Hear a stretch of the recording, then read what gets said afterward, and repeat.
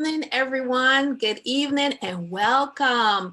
Welcome to the special edition of Teen Talk Live. I am your host, Ann Dillard. I'm a licensed marriage and family therapist, and I'm also here to transform the lives and minds of teens and those who love them.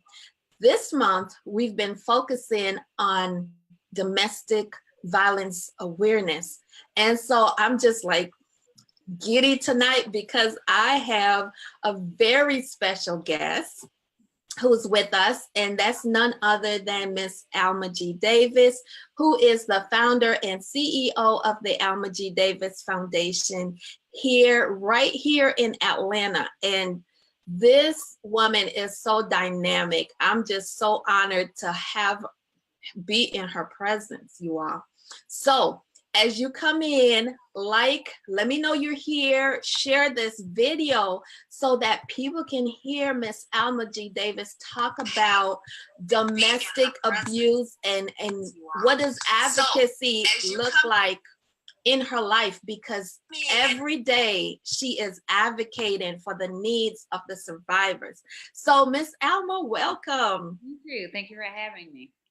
Absolutely. I am so glad you're here, and we could not let this month go by without having you to just speak to the people and help us to become more aware of what does this look like on the other side. But before that, tell us about you and tell us how you came to this work. So I have a long history with domestic violence and advocating because I myself am a survivor.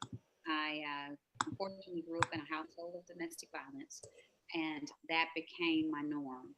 So at the very young age of 14 years old, I began dating someone, another 14-year-old it was a very unhealthy relationship. And he gave me my first set of black eyes. So Wow. I went from what I was thinking was normal at home to taking that into my relationship. And likewise, because he came from a household of domestic violence as well.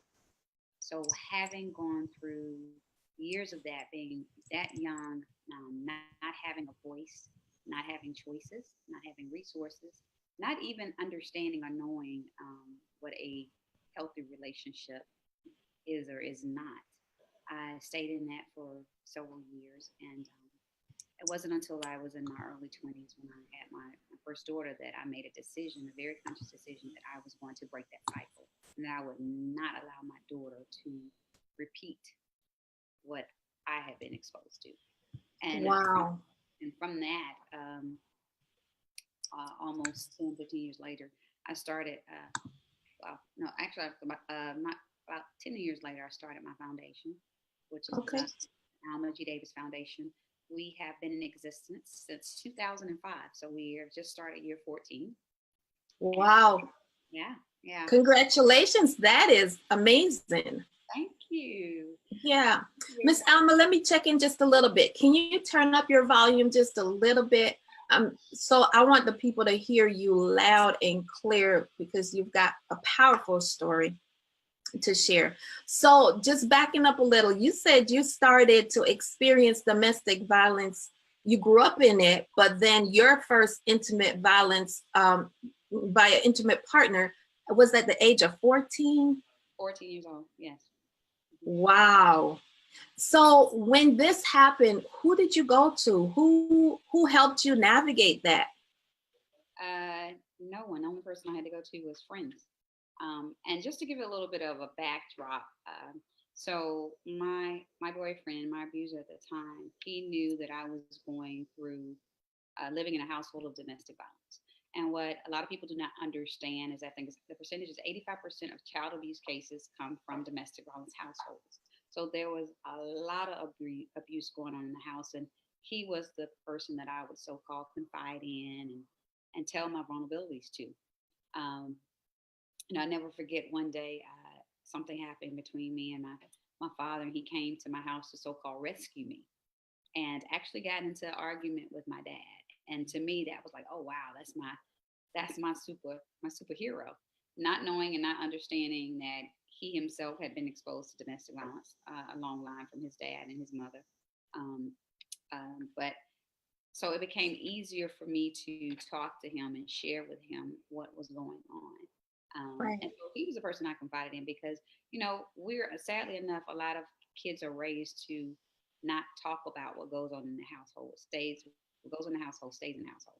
And it's detrimental to the kids because, one, they don't have a voice, but you are killing them because they're dealing with issues and problems that they need to be talking about and getting help with. That is so true. And wow, somebody that you trusted and confided in just kind of flipped the script on you. So you're in it at home and you're in it in this relationship, and you're 14 years old. I'm still trying to grasp the idea of a 14-year-old navigating this. Right. It's hard to navigate. It was very hard because when it started with black eyes, but it only progressed as years went on, from being choked to so you almost black out, having your head smashed into the concrete, having another set of black eyes. So it didn't stop. It just kept getting worse. And so people understand the physical side of domestic violence is the last aspect of domestic violence. There's so many red flags prior to that. There's so many other types of abuse that take place prior to that. You have abuse such as you have mental control, verbal abuse. You have financial abuse, sexual abuse. So there's so many other layers of it. The last aspect is the physical. So had I been introduced to understanding what healthy relationships were, had I had resources, I could have had other options, but I didn't have those type of options. Wow, that is so true. And the physical, what a lot of people don't understand is the physical only escalates. Yes. So somebody might say, well, he just pushes me, or he grabs my arms kind of tight. He doesn't really hurt me, or she, right? Because last night, a couple nights ago, we talked about men who were experiencing domestic abuse. Yeah. And so the physical only escalates. Yeah, absolutely.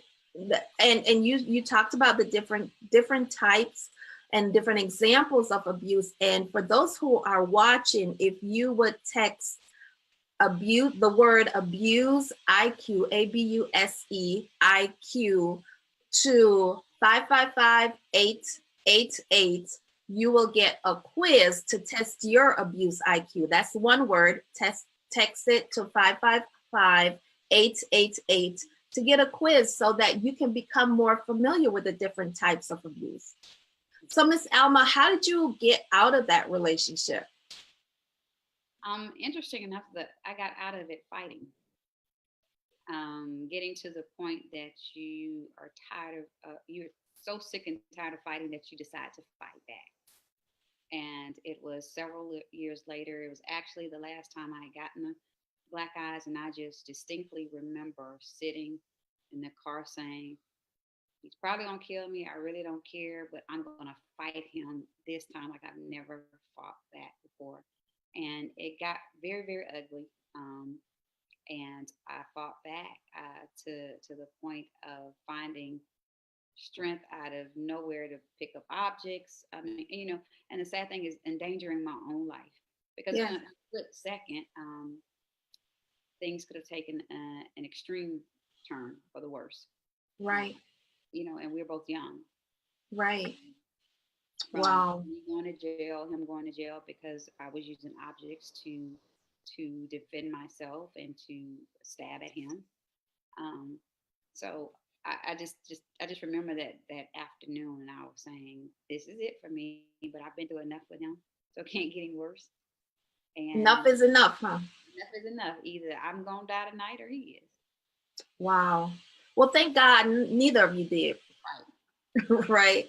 Right. I wouldn't be able to do the work that I do to help save so many other people's life Yes. Now tell us about your work. I just admire your work, and I admire the encouragement and the hope that you give to women. Thank you. Well, it's through our foundation. Our mission, the Alma G. Davis Foundation, is to educate, empower, and celebrate survivors of domestic violence and help them achieve economic and self sufficiency. And it's with this equation that we call E to the power 2C, which is EEC, is that we have found a resolve to looking at the issue of domestic violence as a whole and bringing programmatic things in to help survivors and to help the community fully understand what domestic violence is about and have the resources that they need to get out. So under our education component, the first E stands for educate. We educate survivors. We work with a number of shelters, over 35 to 40 shelters across the state here in Georgia alone, where we go in and we look at the reasons why people are in domestic violence and try to address those issues. So, for instance, understanding behavior patterns or growing up in those type of situations. So that's why we offer the 6 week sessions on healthy relationship psychotherapy, the services that you offer. Um, Looking at financial literacy training. So the number one reason why people stay in domestic violence situations is due to finances, either the lack of or control of. So empowering survivors so that they don't have to make the choice to say, hey, I gotta stay in this bad situation because I need the money, or I have children, I don't know how I'm going to be able to cover them or pay for them. So we empower them with financial literacy classes. So they take 6 weeks of understanding, I mean, the basics from credit scoring. How do you improve your credit? Writing a check. The little things that most people take for granted. But when you're in a domestic violence situation, those finances are controlled by somebody else. That's So right. there are a lot of things that you don't know. Um, from that side of it, anything that a survivor could imagine, we educate from getting them job prepared training to go back out in the workforce because we see a large percent of survivors who are not working. They've been isolated, so they don't work. Um, and then so that's the kind of training we do for them. But on the flip side, we do lunch and learns with corporations, teaching their employees about domestic violence, what to do, how to get out, how to be aware of healthy relationships. We teach schools. We start as young as 13 years old, teaching in schools on healthy relationships with domestic violence. So when I say educate everybody, even the community, to understand this is not just an isolated problem. So many people take on the attitude of, well, oh, that's not my issue because it's not Right. happening. And we educate people like, no, it is happening to you and around you. If you are, I'm big on saying, if you're a person that knows someone is in this type of situation, you don't do anything or don't say anything. I mean, do anything, not, that doesn't mean going to be the hero. I mean, even as giving someone the number to the National Domestic Violence Hotline or resources, you are just as guilty as that abuser. So Right. educating the community, even about numbers and statistics. When you look at the rate of 1 out of 4 women, 1 out of 7 males experience domestic violence in their lifetime. Um, that's a lot. But those are not even actual numbers because only 5% of cases are reported. So when you Right. bring the numbers of not, the other 95% is more like 1 out of 2 women, 1 out of 4 males. So educating and understanding why is that? Why are people subjecting themselves to unhealthy relationships and staying in them? So that's our education component. And then our empowerment component is taking survivors out of those situations and giving them the tools they need, whether that's finding jobs for them, getting them job Mhm. placement, but empowering them to let them know that they are not by themselves. They're in a community that will support them. There are other survivors that will support them as well. And lastly, celebrating them, showing them that there's a reason to live, that they made the choice to get out. We want to honor them. Our foundation, we host 3 signature events a year for each one of those components. On the education component, we do a free um, sexual assault and domestic violence conference biannually that is free to survivors, male, female, children. Under the empowerment component, we do a walk every year in October. It's coming up this Saturday. It's called Walk a Mile in Their Shoes. Yes, Oh, it is a 5K run, 1 mile walk. But if you walk you are partnered with a real survivor, and that survivor shares their story with you as you walk together. So you're truly walking a mile in their shoes. And lastly, our big event is our signature gala, where we honor over 200 domestic violence survivors a year, and that is our annual Dinner for Divas gala. I think, okay, let's talk about the walk. That was the first event that I got a chance to be a part of, and I was just so amazed to see the amount of people who came out. Now, I did get there a little too late because I wasn't familiar with the Atlanta traffic. Okay. Last year. And so I didn't get to walk with a domestic abuse survivor, but I got to walk with a board member. Mm-hmm. And it was amazing. We did the whole, I think we did the whole three miles. Yeah. Yes. Yeah. And so that was amazing. I got to learn some really, really important things about the organization.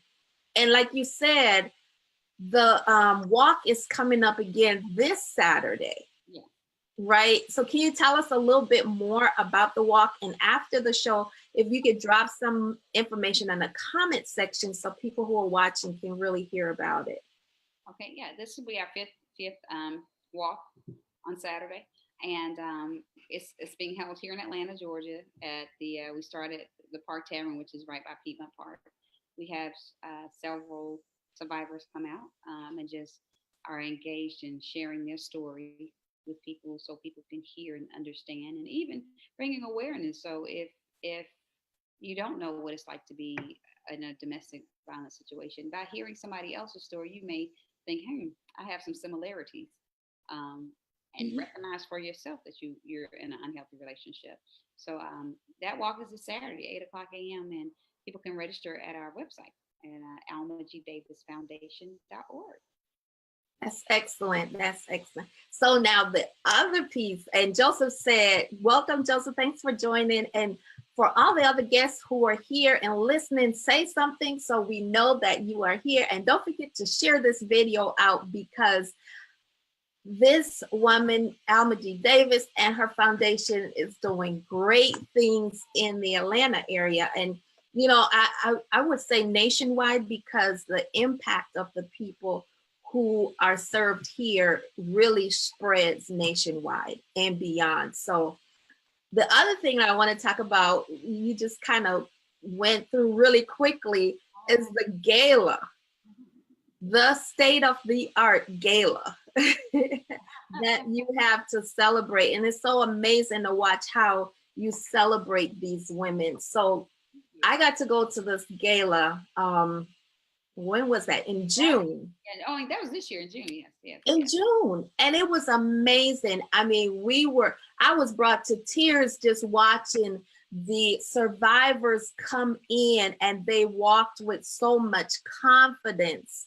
And everybody stood up in the ballroom that was so beautifully decorated to celebrate them. And that wasn't it. They were able to walk with that level of confidence because they had spent all day being pampered. Yes. That is the highlight of the day. I mean, and I love watching that. So the ladies come in, the ladies and the young girls, again, because we start as young as 13, and all of the survivors live in domestic violence in shelters. Yes. And so they don't really know what they're getting ready for, but they come in and you will look around and you'll see about 200 hairstylists and makeup artists and volunteers. So they go through, they get their hair done, they get full makeup, they get formal wardrobe that has been donated. So you see shoes, accessories. They are assigned a personal stylist. We have alterations people on hand. Wow. That are there making alterations. They go through etiquette classes while they're there. Some years we're able to even offer, permitting the time and space, free self-defense classes. So they go through this entire transformation, and it's just amazing to see. We show a lot of before and afters, the way they come in and disgruntled and don't want to be there, but by the time they leave there, and then my goodness, when they put on their dress that night, it is absolutely amazing. And the reason why I started that was because growing up, I always, watched the Cosbys, or you have this fantasy of Cinderella, but that wasn't my story. That wasn't my life. Wow. And I just said, if one day, for just one moment in time, if I could have been some Cinderella, what would life have been about? And so I took the yearning and wanting of that and developed the Dinner for Divas Gala, and that's what I give to them. Because I feel like if I can show you how beautiful you are on the outside, then I can show you how beautiful you are on the inside. Wow. That is amazing because not only does it speak to their beauty, but it speaks to their self-worth. Yes. And they just exude confidence when they get the service all day pampering. So Alma, how soon do you start collecting items for your gala? We collect all year long. Okay. We Okay, collect, so people can, if yeah, they're people donate. We never stop collecting. So yeah, okay, people can donate all year to this. make donations. Okay, and Joseph said, I'm gonna go back here. He made a comment. He said, "Hey Alma, good to see you." And awareness is important. Sometimes we don't really think about domestic abuse unless it's highlighted, which is not often. And that is so true. And I really admire the work that you do. And one of the components of the work that you do that really stands out to me is the fact that you go into churches and speak about this. Yes, yes. As a matter of fact, I'll be speaking at a church on this Sunday. Um, with churches, a lot of times people don't want to dab into that because of the religious aspect of it. But that is where we actually see you will find a lot of people suffering from domestic violence, not just domestic abuse, a lot of different abuse. Not saying that that is what's happening in the church, but what I'm saying is you have hurting people that come to church, Yes. and these are things that we don't like to talk about. These are shameful secrets. There's embarrassment along with this. So I first of all, let me applaud all the pastors that invite me in, that have me to come speak because they are diving into things that they know that are real, that are going on with the people that are serving Yes. the church. So that is Yes. first and foremost. But a lot of times in religion, it's taboo to talk about that kind of stuff because you do see religious abuse by abusers, well, where you know you gotta say, God is savior. Or you even hear people who know you're going through domestic violence and their answer may be, well, just pray about it, it'll be all right. And I am a strong, believer in Christ. But I think we also have tools that we have to give people, practical tools in getting help. And a lot of that is missing. That is so, so true. And it's so critical. And when you talk about church and the pastors who invite you in, yes, bravo to them for that awareness. And I was so excited when I showed up at my church Sunday and there was a table set with a sign that says Domestic Abuse Awareness Month. Mm. And just to know that that level of consciousness is there, that was really good.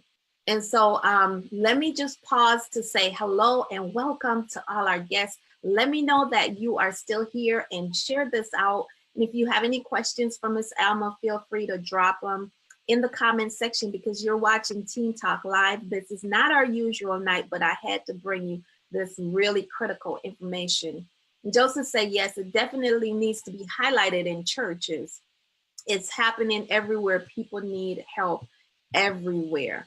And it's a tireless job. I know that you work really, really, really hard Yes. to keep the foundation going because that's your life's work.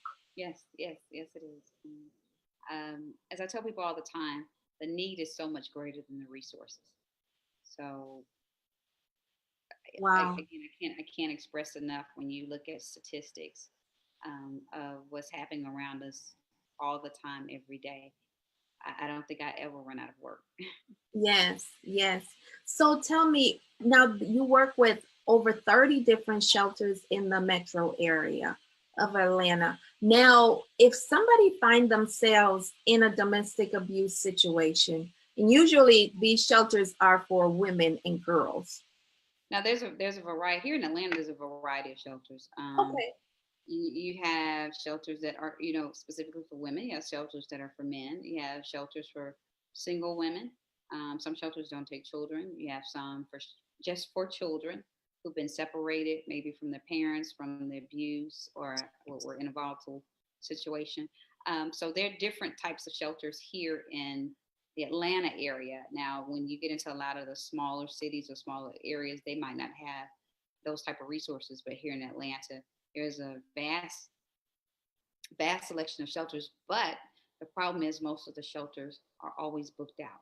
So when people are in need, they still can't get in. So they resolve to either staying put in that place that they can at least say they have a place to put their head, or they get out and then they find themselves in other situations like sex trafficking or different things, homelessness, trying to survive. Yes. So for the person who might, call in and get that quiz and they're like, or and realize that they're in a domestic abuse situation, or the person who's like 14 years old, like you were, and said, I can't do this one more day. What is your recommendation for that person?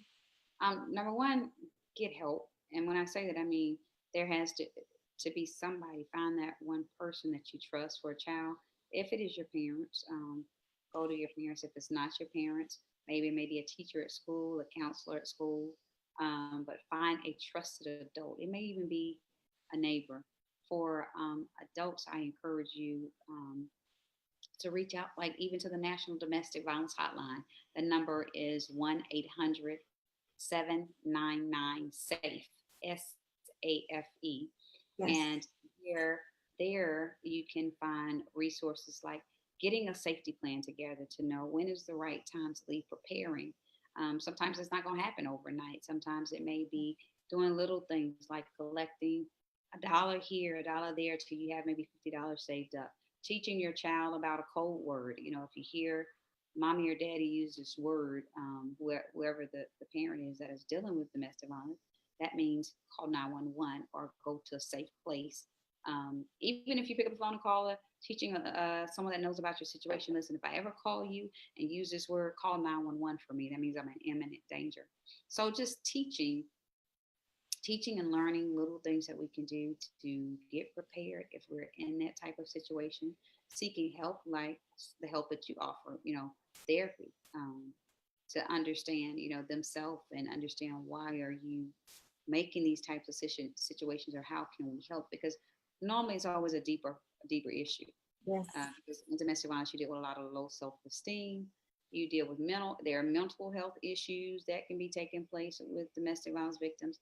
And let me say, in domestic violence, so it's the number one. It's the not domestic violence is number one on college campuses. It's the number one issue on college campuses. It's the number Wow. one issue in the LGBTQ community. There are a high number of incidents with elderly abuse, as well as in like the AIDS community.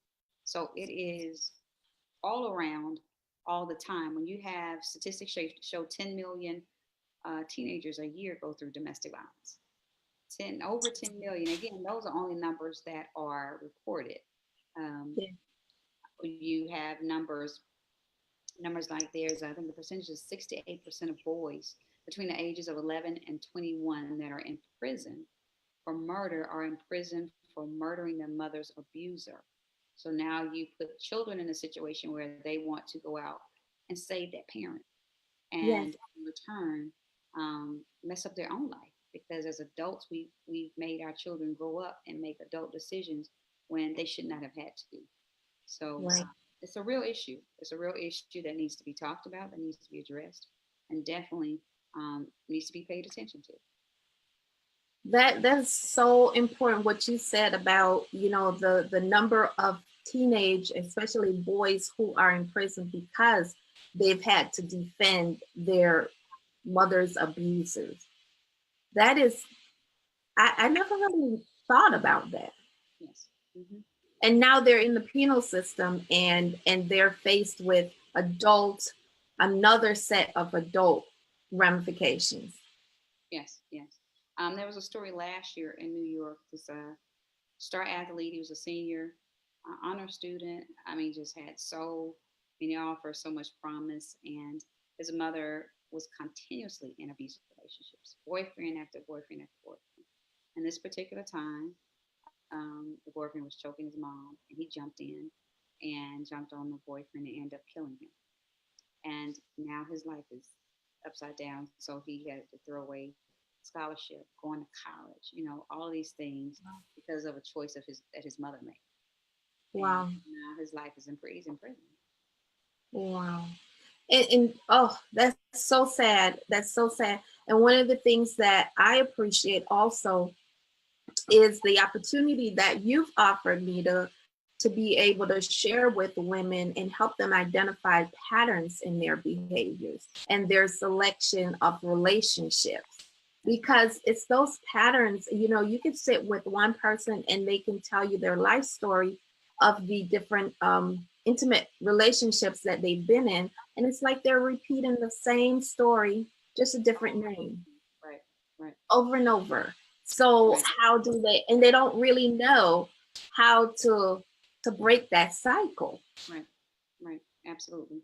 And again, it's about educating people, helping them get health choices and understanding what's dysfunctional and what's not normal, and what Right. it's going to look like. And I think you take it a step further than just understanding, but also understanding and giving skills and tools to Yes, do something about it. yes, yes. That's important because again, if you take somebody out of a situation but you don't give them the tools they need to be successful on their own, they will go back. They will. Right back. Right Mhm. back to what's familiar. Absolutely. Wow. Well, thank you for sharing that. And Joseph said he has a question. What is the biggest misconception about domestic abuse? I think the biggest misconception is that it has the is social economic, that is low income. That is so far from the truth. Domestic violence is about control. And a lot of times where you see large amounts of finances, we have seen cases where the CEO of a company is being abused, because that abuser may say, okay, you do that at work, but you're not going to come in this house and run it. So that is the biggest misconception. Domestic violence has no face. It has no type of demographics, no type of background, no type of socioeconomic. What you see a lot with people who have finances, and that's what affects the reporting of the numbers, is that they don't have to go to the hospital. They can call a doctor to their house. Whereas in low income, they have to go to the hospital at some point, depending upon the injuries, and that's how it's being reported. That is really good information. Really good information. So then that leads me to ask you, what is the common thread that you see across socioeconomic boundaries, across gender? What's like the common factor that you see? I think when I look at it, I think a lot of it is low self esteem, and that when you're in these relationships, you're looking for something that was missing, and you got some of that from that abuser to the point that you didn't recognize that it was an abusive relationship because you were so longing for to be loved or to have that peace fulfilled that you put yourself in a bad situation to get it fulfilled. Wow. And like you stated, if you were brought up in a household where you feel that, naturally you transfer it into your house of creation. Absolutely. And I always tell parents, especially girls, only because for a female, a young girl, when you're growing up, you pattern what you go after your father, and the father may be in the house. Um, it may not even be to the point that it's physical abuse, but she's watching, and even if you are neglecting her and not knowing it, she's going to go look for someone that will overcompensate for what she didn't get from you. And that's the wide open door that an abuser loves. They prey on people who, especially girls who have gone through that, and are that vulnerable because they know what you're looking for. Um, Yes. I have to say, domestic violence just doesn't cross females because it happens to our boys all the time too. Um, most, like I said, most abusers were victims first. So when you look at not knowing how to communicate, how to handle anger if you never taught those things. Um, you either can take that one end of the stick, becoming abusive, or taking that same behavior pattern and submitting yourself to someone who is abusive to you because that is your norm. Wow, that's good information. Let me just pause and welcome our guest, Mia. Thank you, Latrice. Thank you, Jerry, for being here. Remember to share this video out because Miss Alma G. Davis of the Alma G. Davis Foundation is sharing some really critical information with us, and we perish because of the lack of knowledge. And so we want to be knowledgeable and we want to know what to do. And first of all, know how to be aware, what to be aware of and know what to do. So Miss Alma, as we wind down, what is your greatest hope for the domestic abuse survivor? My greatest hope Yeah. is that they get out and they stay out. They know that there is still happiness without having to be abused, without having to be demeanored, without having to be told that you're someone that you're not. And so that's my greatest hope, to get out, get the tools that you need to become healthy so that you can stay out and have a true healthy relationship with someone. Because love is beautiful. Just because you've been through a bad relationship doesn't mean you'll never find love again, or that didn't happen to you. But if you don't become healed and healthy, you will repeat the pattern and you'll find yourself continuously in abusive relationships. Wow. That is so powerful and that is so true. And Joseph said this month he has seen the need for relearning. And I think that's part of what you're doing while you are educating, people are relearning. And while you are celebrating, people are relearning. While you are empowering, people are relearning. And so that is just remarkable. Yes. So I am so glad that you're here.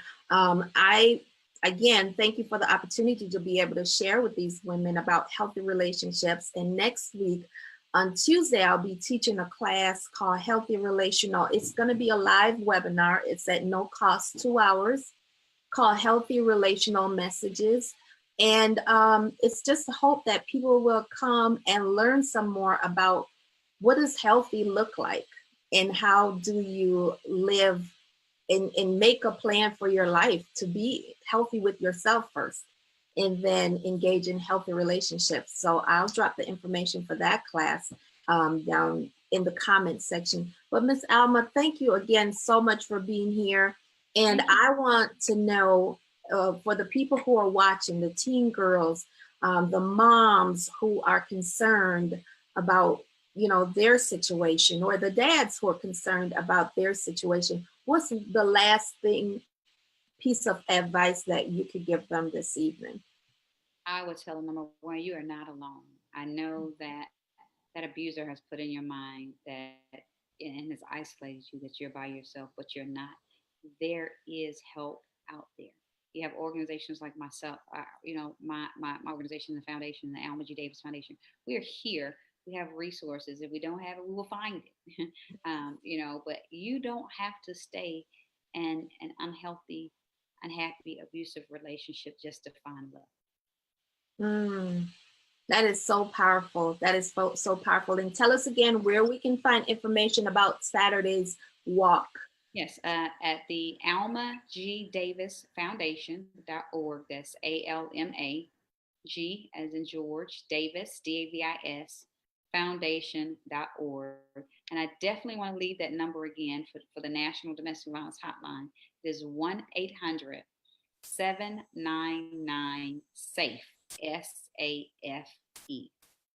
Excellent. I'll be sure to drop it in our comments. And I just want to thank you again for your time. I know you have been doing a lot of work getting ready for Saturday, and I'm so excited. I'm looking forward to being there with you on Saturday to celebrate the women it's just amazing. I admire you. I thank you for all the work that you're doing. And thank you for taking time to come on Teen Talk Live tonight. Well, thank you for having me. Thank you for having me. Absolutely. Thank you Absolutely. for what you do of even exposing teenagers and parents to learn about these subjects and get the help that they need. Yes, yes. There, like you said, you're not alone. I want people to know that they're not alone and there's help out there. You don't have to go through it alone. So, yes, thank you. And I appreciate you. And I want to say good night to everyone. Thank you for joining another episode of Teen Talk Live. And please feel free to share this video. This is some good stuff from Miss Alma G. Davis of the Alma G. Davis Foundation. Good night. Night.